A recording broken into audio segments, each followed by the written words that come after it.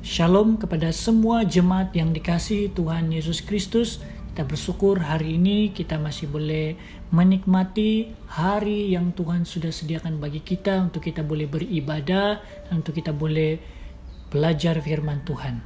Mari saudara, saya mengajak kita semua untuk mempersiapkan hati kita sebelum kita lebih jauh mendengar firman Tuhan. Mari kita berdoa. Saya pimpin kita di dalam doa ini. Bapa kami yang di sorga, kami mengucap syukur, terima kasih untuk kebaikan Tuhan. Hari ini kami masih boleh mendengar firman-Mu, kami masih boleh beribadah. Itu semua karena anugerah kebaikan Tuhan. Meskipun hari-hari yang kami lewati ini tidak mudah, tapi kami bersyukur karena ada penyertaan Tuhan yang selalu menyertai dalam hidup kami. Dan kami serahkan sepanjang kami mendengar firman-Mu, biarlah kami dapat memberikan perhatian yang baik, berikanlah kami hikmat melalui pertolongan Roh Kudus-Mu, supaya kami boleh mengerti apa yang kami akan belajar, dan hamba-Mu yang berbicara pakailah hamba-Mu sesuai dengan kehendak-Mu. Makasih Tuhan, kami siap mendengar firman-Mu, berbicara di tengah kami demi nama Yesus Kristus, kami sudah berdoa. Amin. Saudara dan saudari yang dikasihi Tuhan kita Yesus Kristus, tema khotbah kita hari ini adalah waspada terhadap tawaran iblis, yang didasari daripada teks Yakobus pasal yang keempat ayat yang ke-7 hingga ke-8. Mari kita perhatikan pembacaan ini. Karena itu tunduklah kepada Allah dan lawanlah iblis, maka ia akan lari daripadamu. Mendekatlah kepada Allah dan ia akan mendekat kepadamu. Tahirkanlah tanganmu, hai kamu orang-orang berdosa, dan sucikanlah hatimu, hai kamu yang mendua hati. Saudara, betapa jelas apa yang Yakobus ungkapkan di dalam pernyataan ini, bahwa umat Tuhan itu harus melawan iblis dan lebih mendekatkan diri kepada Allah, bukan sebaliknya, yaitu takut kepada iblis lalu menjauh daripada Allah. Nah, hal ini sangat berbahaya. Takut kepada iblis itu bukan sifat orang beriman. Takut pada iblis merupakan tindakan yang justru melawan Tuhan, karena membuat orang diperbudak olehnya. Nah, oleh itu penting kita sebagai orang yang percaya menyadari posisi kita sebagai orang yang sudah mengenal Tuhan, supaya kita ini dapat memainkan peranan kita sebagai orang yang percaya kepada Tuhan, sekaligus menjadi orang yang tidak takut pada iblis. Nah, sebagai orang yang sudah mengenal Tuhan, seharusnya tidak ada ruang yang membuatkan kita ini takut pada iblis, apalagi sampai berkompromi terhadap pujukan atau godaan iblis. Nah, hal yang penting juga adalah kita perlu mengerti bagaimana cara iblis bekerja, supaya kita dapat mengalahkannya dengan bersandar pada Allah. Nah, mengapakah kita sering kalah dengan godaan iblis?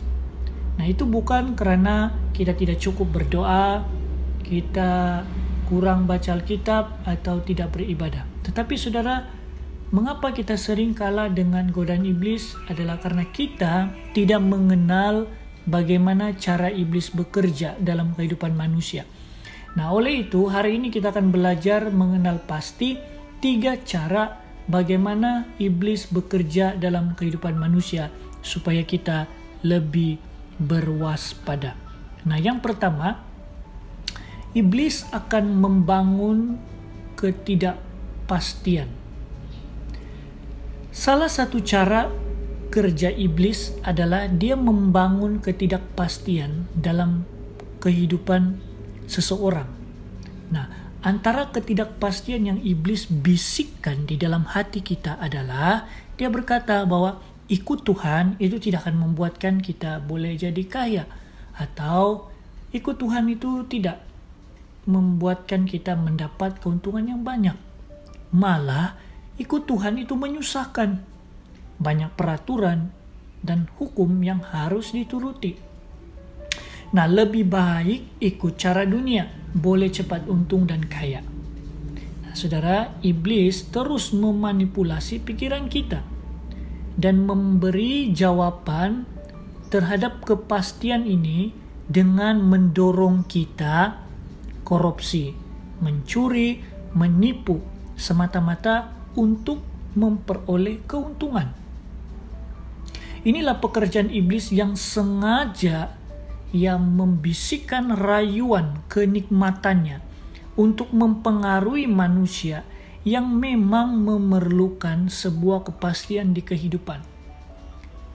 Ketidakpastian ini dijawab iblis dengan memberikan sebuah kepastian palsu. Nah, sepertinya cara-cara itu menjanjikan sebuah kepastian, tapi pada akhirnya justru membawa kepada keberdosaan yang menghasilkan maut sebagai buahnya. Nah, selain itu juga, iblis akan menanam benih keraguan-raguan di dalam hati kita sehingga kita tidak pasti akan iman kita kepada Allah. Nah, contohnya, setiap kali kita jatuh dalam dosa, iblis akan menuduh kita sehingga kita akan merasa tidak layak di hadapan Tuhan. Dia berkata, tidak ada guna engkau bertobat karena engkau pasti akan mengulangi hal yang sama. Bagaimana engkau pasti bahwa Tuhan akan mengampunimu sementara hidupmu terus jatuh bangun dalam dosa? Nah, saudara, inilah yang dikerjakan iblis, inilah yang dikatakan atau dibisikkan dalam hati kita oleh iblis, supaya tujuannya adalah akhirnya kita akan menjauhi Tuhan dan meninggalkan iman kita. Dan akhirnya kita tidak lagi berdoa, kita tidak lagi baca Alkitab, kita tidak pergi lagi sembahyang karena kita merasa diri kita tidak layak. Oleh itu saudara dan saudari yang dikasihi Tuhan Yesus Kristus, saat kita jatuh dalam dosa, bangunlah cepat-cepat, sedarlah itu, akui di hadapan Tuhan, kembali kepada Tuhan dan memohon pengampunan.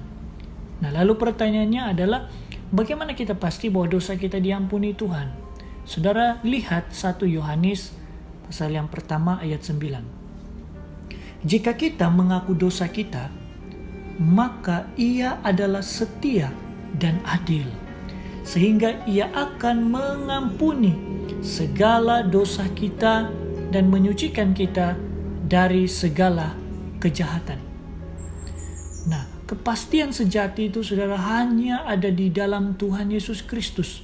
Sebab itu kita harus hidup dan tinggal di dalam Dia, karena Dialah kepastian itu. Kepastian tentang pengampunan, kepastian tentang keselamatan, kepastian tentang masa depan, penyertaan, kesembuhan. Yesuslah kepastian akan semua itu, karena Dia adalah Tuhan. Dia adalah Tuhan yang mengasihi kita semua. Tuhan Yesus memberikan kita kepastian bahwa orang yang percaya kepadanya akan mengalami penyertaan dan pemeliharanya, karena Dia adalah Immanuel yang berarti Allah beserta kita. Memang betul, Yesus tidak memberi kepastian bahwa ikut Dia akan membuatkan kita jadi kaya. Tetapi saudara, orang yang hidup di dalam Tuhan Yesus pasti akan mengalami kecukupan, karena Allah Bapa di sorga akan pelihara hidup kita.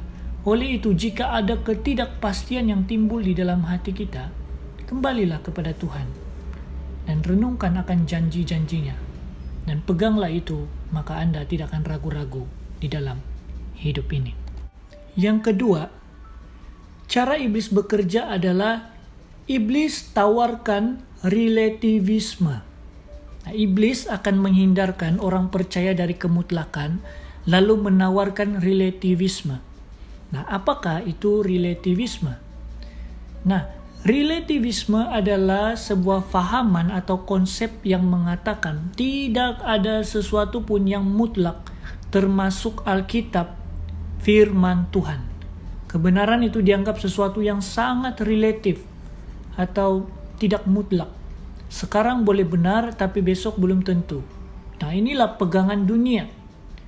Kita boleh perhatikan dalam mengukur sebuah tindakan pun, relativisme ini tidak pernah tegas.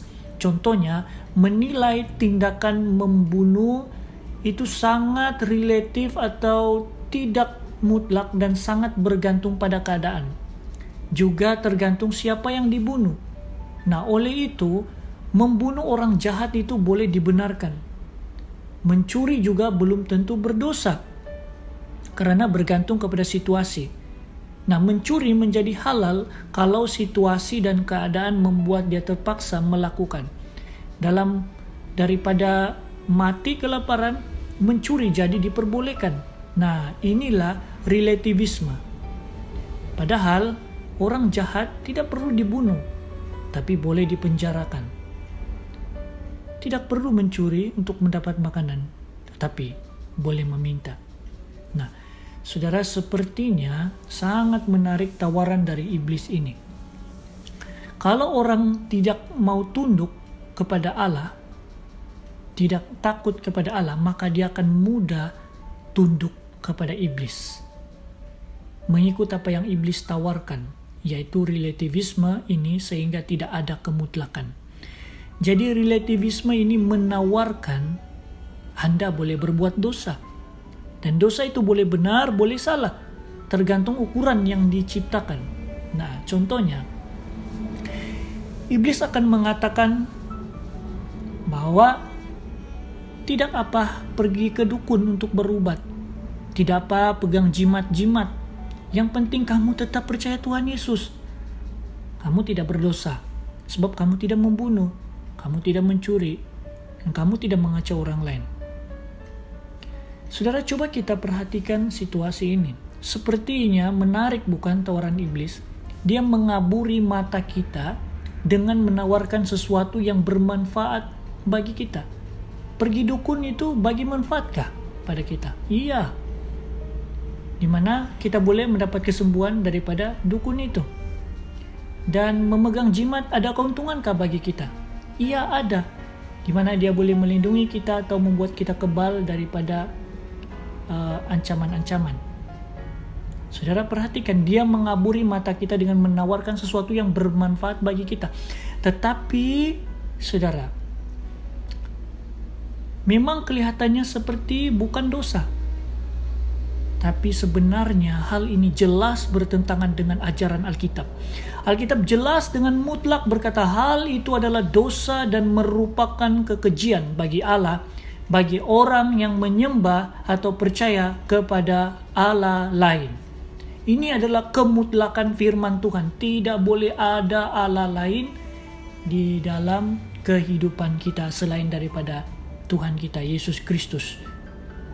Oleh itu, saudara, kita harus membangun kehidupan kita ini di dalam kemutlakan firman Tuhan.